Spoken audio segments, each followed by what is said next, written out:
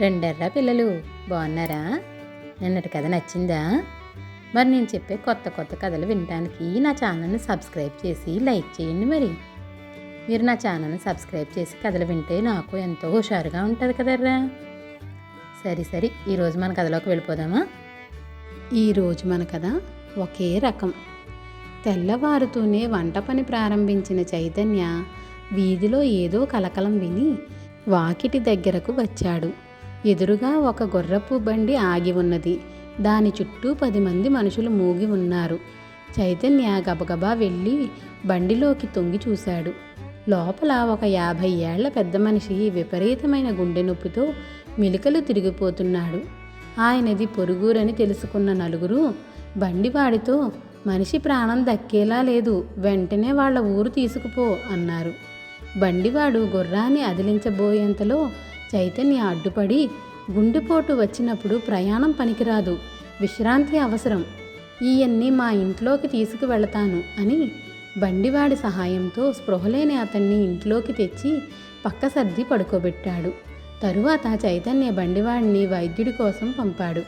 వైద్యుడు వచ్చి ఏవేవో మందులిచ్చి పర్వాలేదని చెప్పి వెళ్ళిపోయాడు. చిన్నతనంలోనే తల్లిదండ్రులను పోగొట్టుకున్న చైతన్య బంధువుల సహాయంతో చదువుకొని ఆ ఊళ్ళో ఉద్యోగం సంపాదించాడు. సొంతాన ఇంటెడు పని చేసుకొని కచేరీకి వెళ్లే ముందు వంట పని ప్రారంభించేవాడు. చైతన్య పని పూర్తి చేసుకొని వచ్చేసరికి గుండెపోటుతో బాధపడుతున్న రోగికి బాగా స్పృహ తెలిసింది. ఆయన తానున్న కొత్త ప్రదేశం చూసి ఆశ్చర్యపోతూ చప్పున మంచం మీద లేచి కూర్చొని, నేనెక్కడున్నాను అన్నాడు. చైతన్య ఆయనకు జరిగింది చెప్పి, ఇప్పుడు ఒంట్లో బాగున్నది కదా అని అడిగాడు. ఆయన చైతన్య కేసి ఆప్యాయంగా చూస్తూ, నా పేరు రామభద్రయ్య, సమయానికి ఆదుకొని నా ప్రాణం కాపాడావు, నేను గుండె జబ్బు మనిషిని, నీ సహాయం ఈ జన్మలో మరువలేను అన్నాడు. తరువాత చైతన్య రామభద్రయ్యకు స్నానం ఏర్పాట్లు చేశాడు. ఆయన స్నానం చేసి వచ్చాక వేడివేడిగా భోజనం వడ్డించాడు.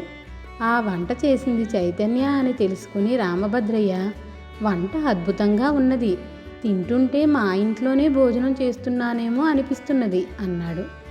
రామభద్రయ్య ఆ పూటే తన ఊరు బయలుదేరి వెళతానన్నాడు. జబ్బు మనిషిని ఒంటరిగా పంపడం బాగుండదనుకుని చైతన్య కచేరీకి సెలవు పెట్టి బండిలో ఆయన వెంట బయలుదేరాడు.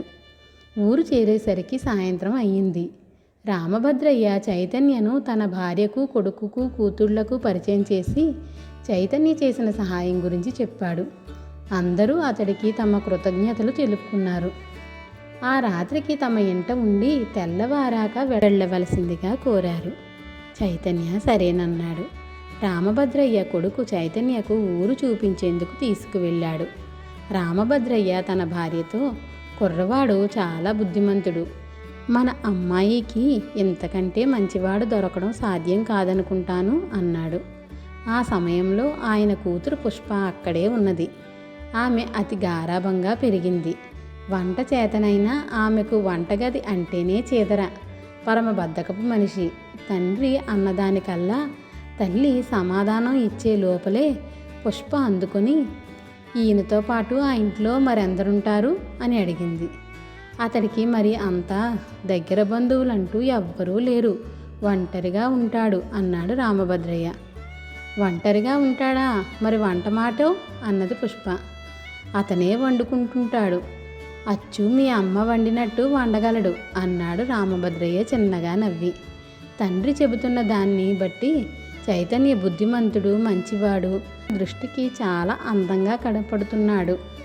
ఏ ప్రశ్నలు అడగకుండా పుష్ప ఈ పెళ్లికి ఒప్పుకున్నది. ఆ రాత్రి భోజనాలు అయ్యాక రామభద్రయ్య చైతన్యను మిద్దె మీదకి తీసుకుపోయి, నువ్వు మా ఇంట్లో అందరికీ బాగా నచ్చావు, మా అమ్మాయి పుష్పను చూసావు కదా, నీకిచ్చి చేయాలనుకుంటున్నాను అన్నాడు. చైతన్య ఒక్క క్షణం కాలం నివ్వెరపోయాడు. ఇది తానేమాత్రం ఊహించని సంగతి. అతడికి ఒంటరి జీవితం కొంత విసుగ్గా అనిపిస్తున్నది. అందంగా ఆరోగ్యంగా ఉండే పుష్పతో పెళ్లికి అభ్యంతరం చెప్పవలసిన కారణం అతడికి ఏదీ కనిపించలేదు. సరే అంటూ తల ఊపాడు చైతన్య. ఆ తరువాత నెల తిరగకుండానే పుష్పతో అతడికి వివాహం జరిగిపోయి ఆమె కాపురానికి వచ్చింది. వచ్చిన మర్నాడే ఆమె బారెడు పొద్దు ఎక్కి గాని నిద్ర లేవలేదు. కచేరీకి వేళ మించిపోతున్నదని చైతన్య హడావిడిగా వంట పని ముగించి వెళ్ళిపోయాడు.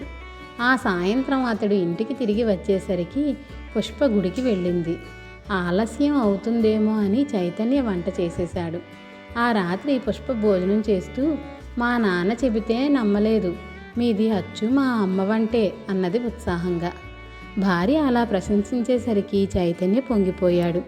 అయితే మర్నాడు కూడా తెల్లవారాక భార్య ఎంతకో నిద్ర లేవపోయేసరికి చైతన్య ఆమెను తట్టి లేపి, కచేరీకి వేళ అవుతున్నది, నువ్వు లేచి త్వరగా వంట పని ముగించు అన్నాడు.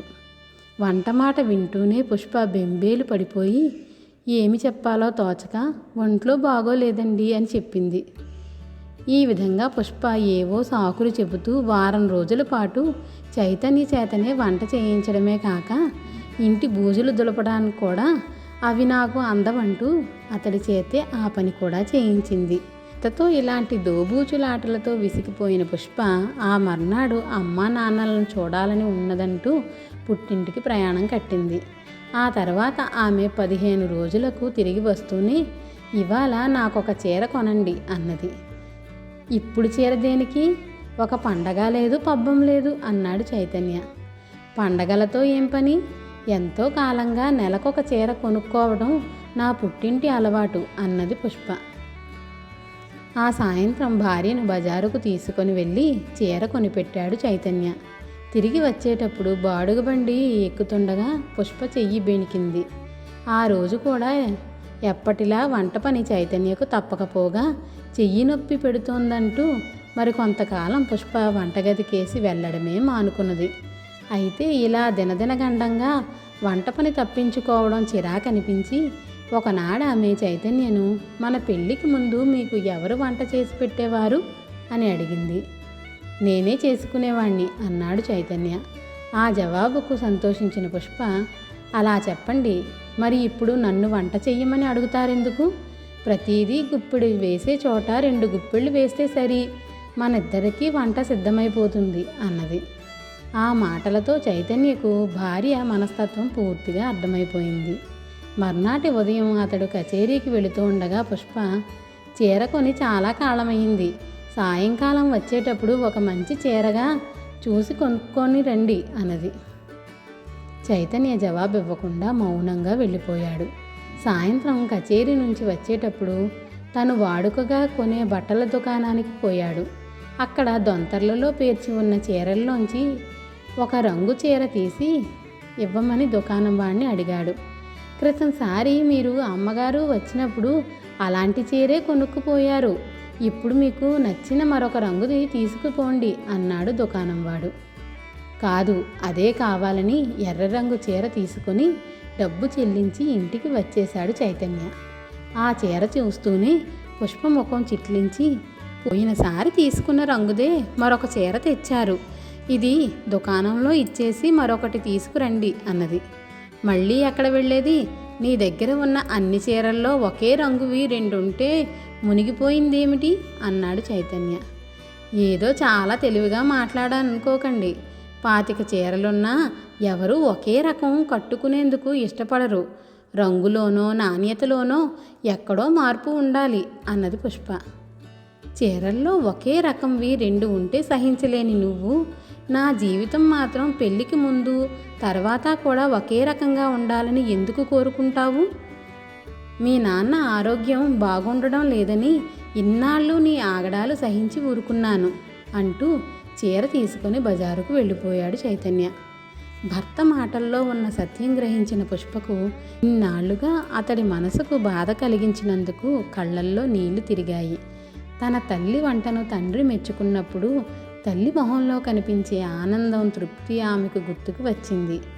2 గంటల తరువాత చైతన్య మరొక రంగు చీరతో ఇంటికి వచ్చే లోపల పుష్ప వంట పూర్తి చేసి అతడు వాకిట్లోకి రాగానే, నేను మూర్ఖురాలిని, క్షమించండి అన్నది. మూర్ఖులకు తమ తప్పు తెలియదు, తప్పు తెలుసుకున్న నువ్వు మూర్ఖురాలివి కానే కావు అని నవ్వుతూ చైతన్య తాను దుకాణం నుంచి తెచ్చిన నీలం రంగు చీరను భార్య చేతికి ఇచ్చాడు. ఆనాటి నుంచి పుష్ప తన బద్ధకం వదిలి చక్కగా ఇల్లు చూసుకుంటూ వంట చేసి కమ్మగా పెట్టేది. అలా ఇద్దరు ఆనందంగా గడపసాగారు. పిల్లలు, కథ నచ్చిందా? అయితే లైక్ చేసి షేర్ చేయండి మరి. అలాగే సబ్స్క్రైబ్ కూడా చేయండిరా. పిల్లలు, నా కథలు ఎలా ఉన్నాయో మీరు కామెంట్ల రూపంలో కూడా పెట్టండి. అలాగే మీరు ఎలాంటి కథలు వినాలనుకుంటున్నారో కూడా నాకు కామెంట్లలో పెట్టండి. సరేనా?